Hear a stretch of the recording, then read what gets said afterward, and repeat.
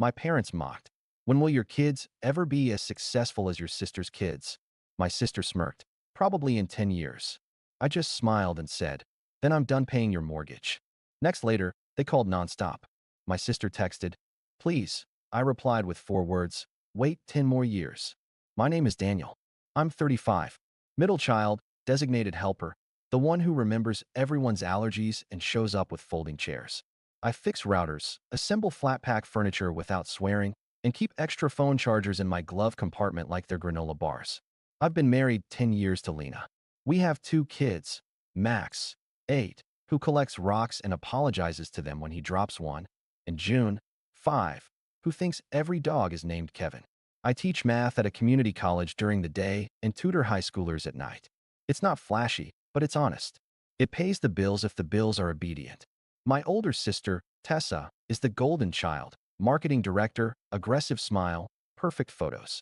My younger brother, Leo, floats through gigs and looks surprised when Ren arrives. Our parents orbit Tessa like a sun. It's been that way since we were kids. Her school projects turned into gallery openings. My A's got great, but keep pushing. Leo once learned 3 chords, and suddenly, we've always been a musical family. That context matters because of what happened last Sunday. It was a potluck at my parents' house. Paper plates, the good napkins, my dad's ancient speakers quietly playing classics.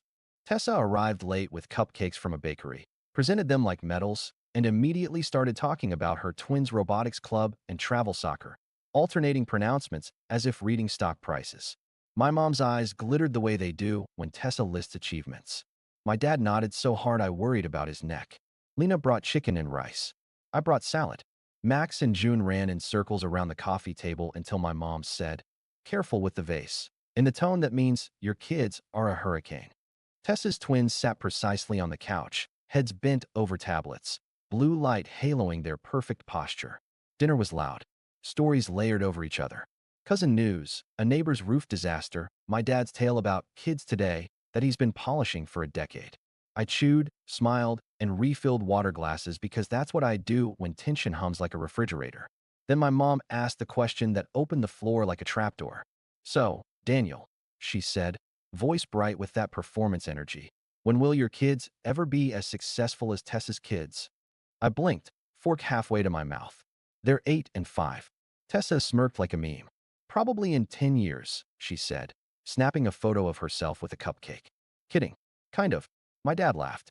She's not wrong. Lena squeezed my knee under the table. I heard the chairs scrape. I heard June ask Max to trade carrots for a roll. I heard the ocean sound in my ears that means my blood pressure is putting on a show. It's not a competition, I said, because I always start soft. Tessa tilted her head. Everything's a competition. How else do you measure growth? My mom added, with that sweet poison tone, we just want the best for your kids. Maybe more ambition? I smiled, a small, tight thing that felt like a taped-up box. I did not say what I wanted to say.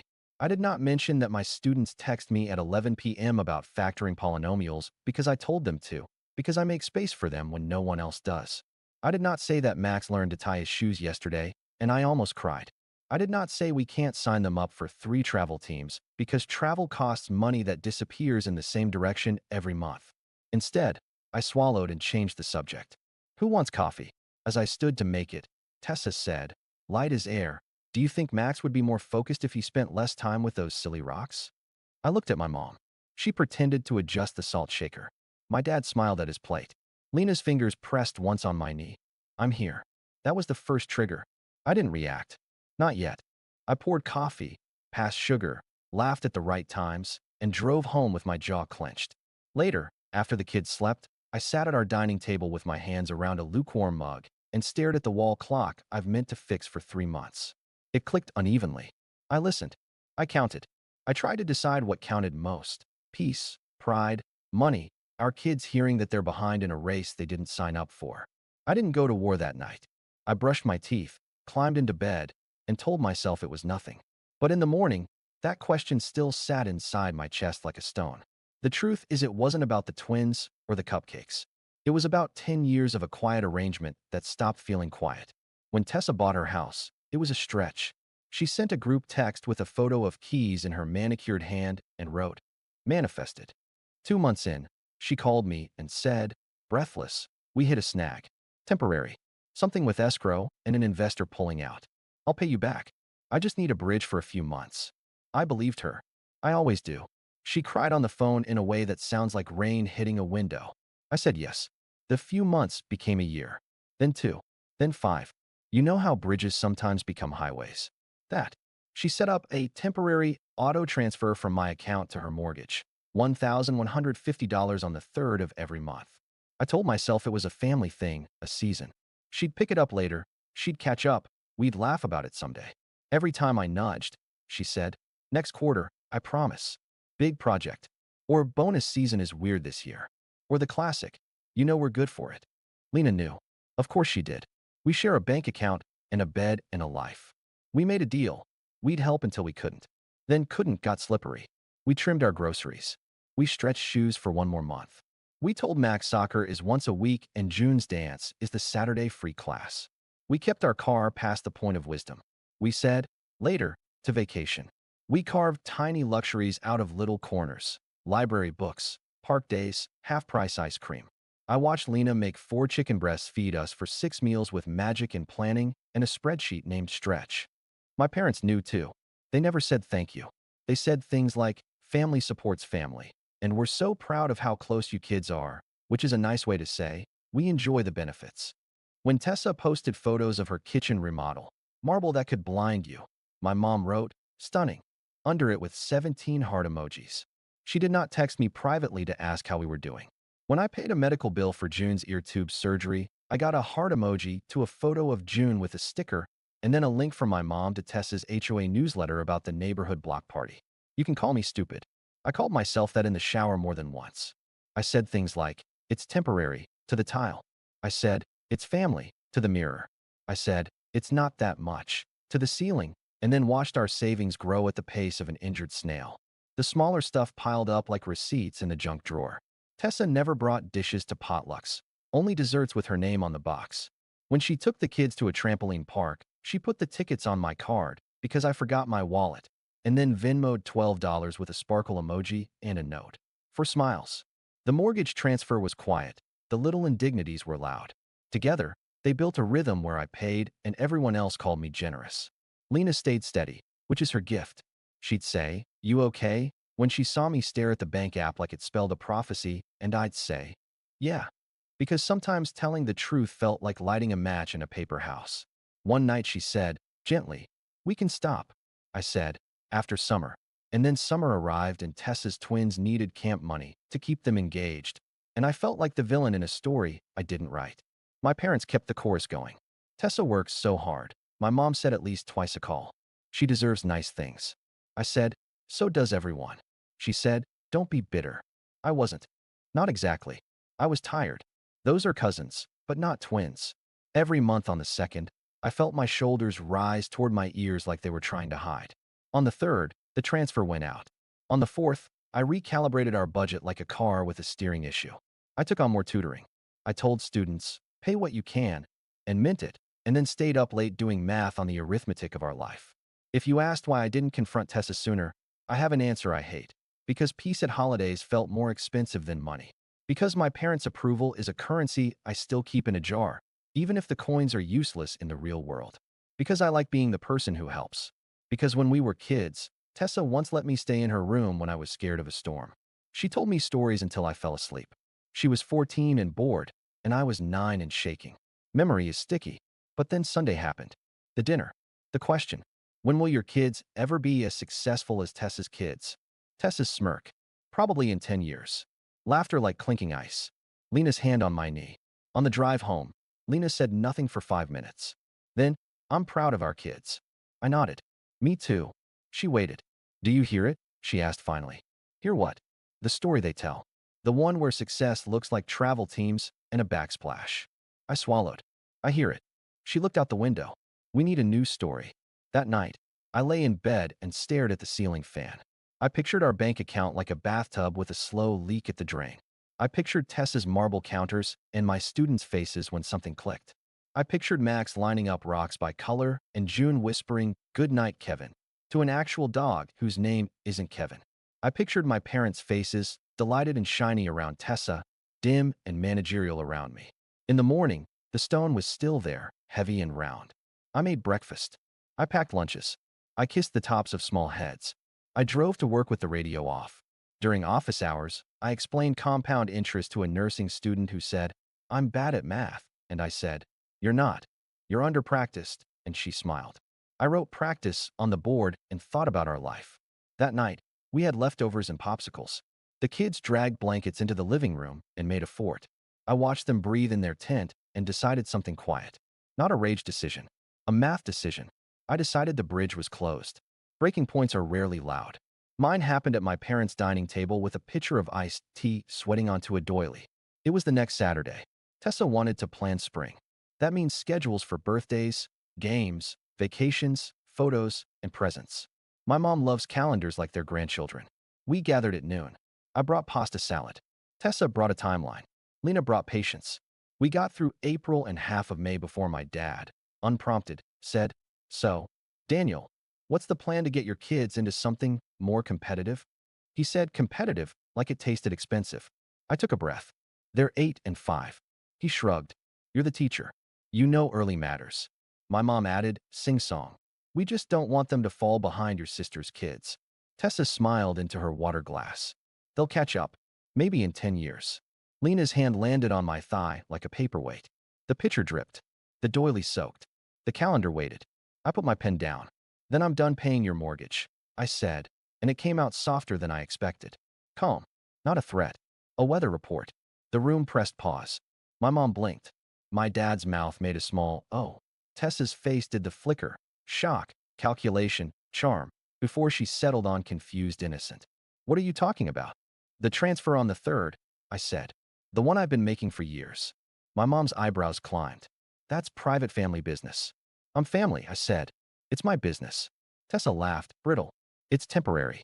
We talked about this." "We did," I said. "Temporarily. For a few months. We're at year 6. She waved a hand. "You know bonuses have been weird." My dad found his footing. "You can't just stop without warning." "I can," I said. "And I am." My mom's voice went sharp. "We thought you were generous." "I am," I said. "Generous is not unlimited." Tessa leaned forward. "You're going to make my kids pay for adult stuff? That's cruel." She glanced at my mom like they'd practiced an argument backstage. I shook my head. "I'm not making your kids do anything. I'm stopping doing a thing I shouldn't have been doing this long." "What changed?" my mom demanded, as if fairness were a switch I'd flipped to off. I looked at Lena. She looked back. We both breathed. "I heard you," I said. "Ask when my kids would ever be as successful as Tessa's kids." "I heard all of you laugh. I heard probably in 10 years. And I realized I've been paying for a narrative that's hurting my family." "That's dramatic," my dad said. "Maybe," I said. "But it's accurate." My mom pointed. "We raised you. And I love you," I said. "This isn't about revenge. This is about closure. About ending a pattern." Tessa tried another angle. "Okay, fine. Can you just give me until summer?" "No." "Until June?" "No." She blinked, actually surprised. "Wow. Power trip." I stood. Not a storm out. Just standing. "I'll call the bank Monday. I'll remove the transfer. I'll send you the exact amount we've contributed so far so you can plan. I'm not discussing it further." "Daniel," my mom hissed, "family doesn't do this. Family also doesn't ask one sibling to fund another's lifestyle indefinitely," Lena said, voice even for the first time all afternoon. Everyone turned. She met my mom's eyes. "We have 2 kids we're raising well. We're not apologizing because they like rocks and library books more than tournaments." Silence. The kind that hums. Tessa's lips thinned. "You're going to feel really stupid when this ruins our relationship." "I hope not," I said. "I hope it saves it. But I'm okay if the only thing it saves is my kid's college fund." My dad rubbed his forehead.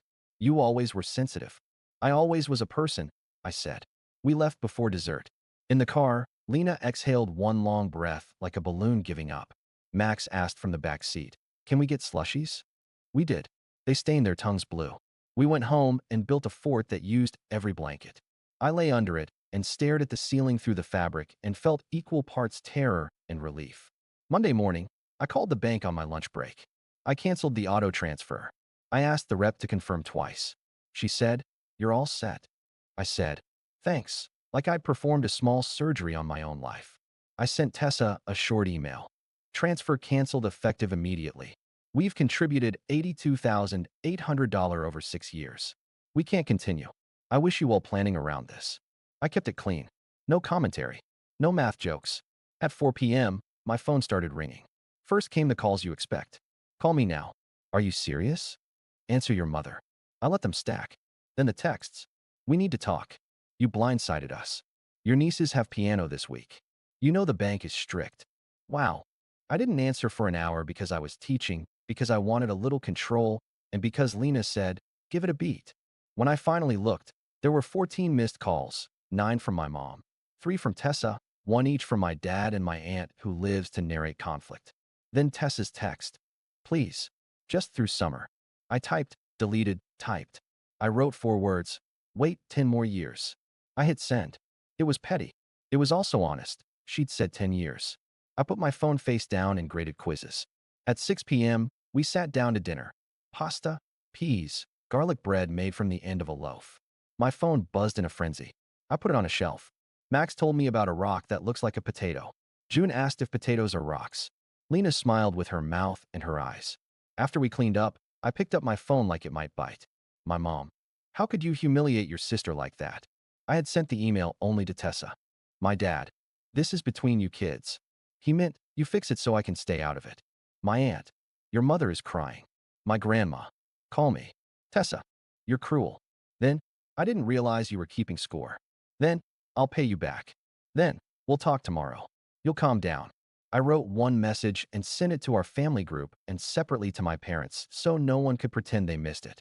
I'm not available for negotiation. We helped for 6 years. We can't anymore. Please don't call Lena about this. If you need financial planning resources, I'll send some. I love you. This is a boundary. Minutes later, my mom called. I answered. She started with, we are disappointed, in her church voice. Then she tried.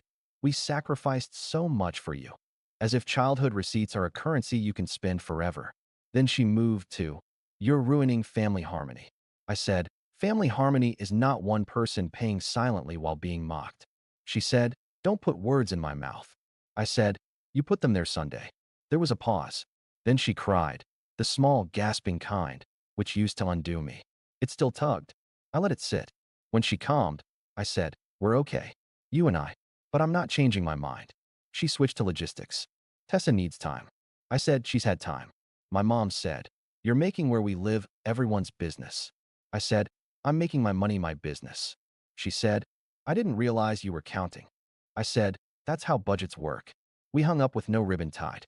I locked my phone and felt tired in my bones.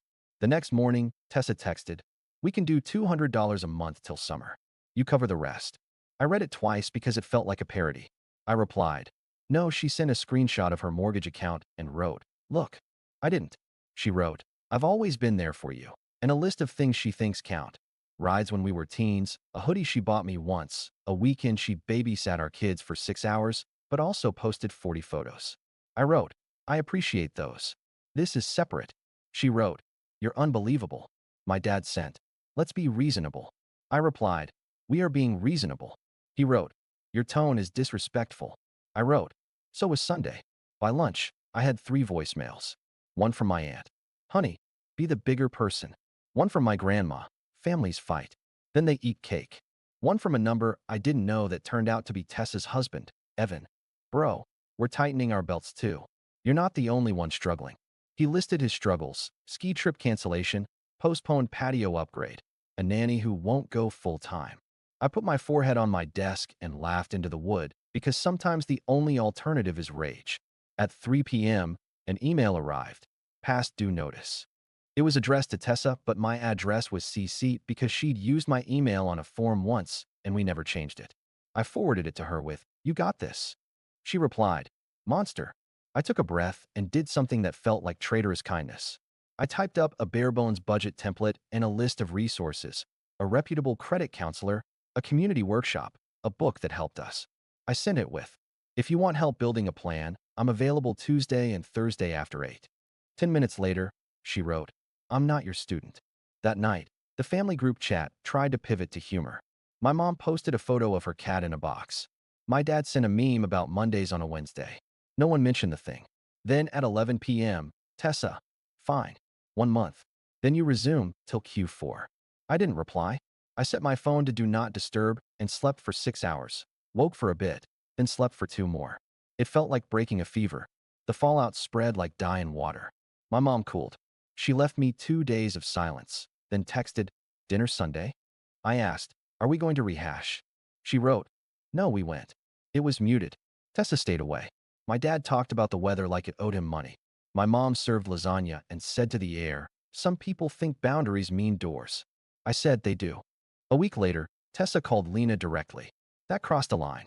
Lena texted the family chat, "Please direct all financial questions to Daniel. I won't be part of triangulation." My respect for my wife, already high, broke the scale. My mom wrote, "We don't use therapy words in this family," which is the most therapy sentence I've ever seen.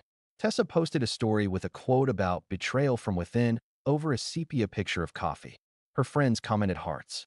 I muted her for 30 days. I braced for the cousins. 2 reached out privately. One wrote, "Proud of you, man. We thought we were the only ones fronting stuff." Another wrote, "I love Tessa, but yes." That felt like a blanket over cold shoulders. At the end of the month, my bank app did not show a transfer on the 3rd. It showed our balance sitting still. I stared at the number like it might sprout legs. I transferred $300 to our savings and labeled it Fort. I took Max to the rock shop with $10. He chose 3 rocks and paid proudly. June picked a pink one and named it Kevin. We got ice cream, full price. The next bill cycle, Tessa made the payment late, then on time, then late again.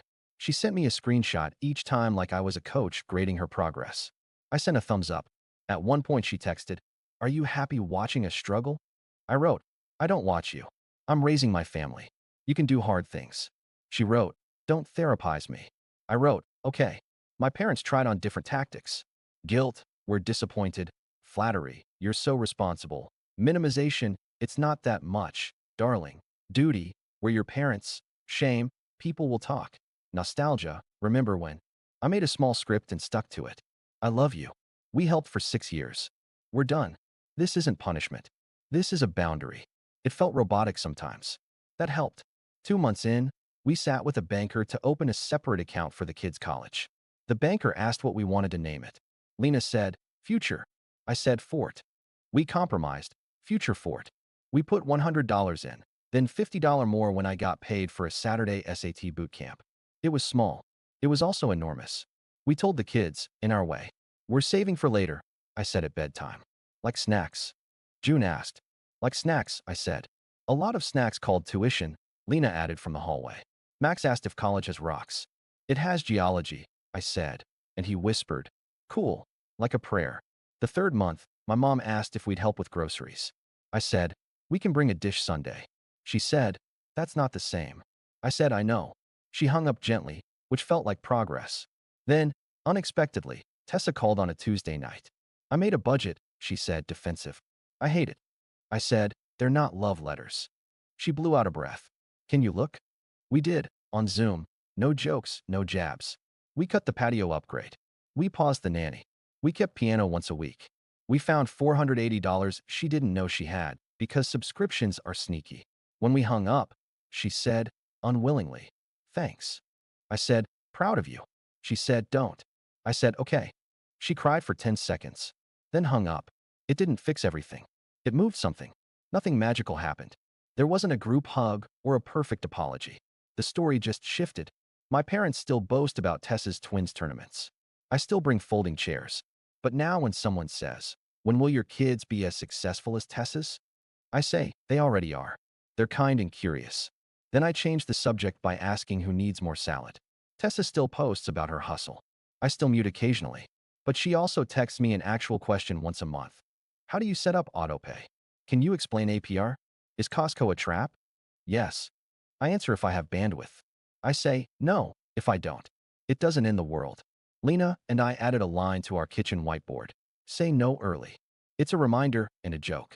We say yes to the library, rocks, park picnics, movie nights under blankets, and pasta with too much garlic. We say no to funding other people's stories at the price of our own.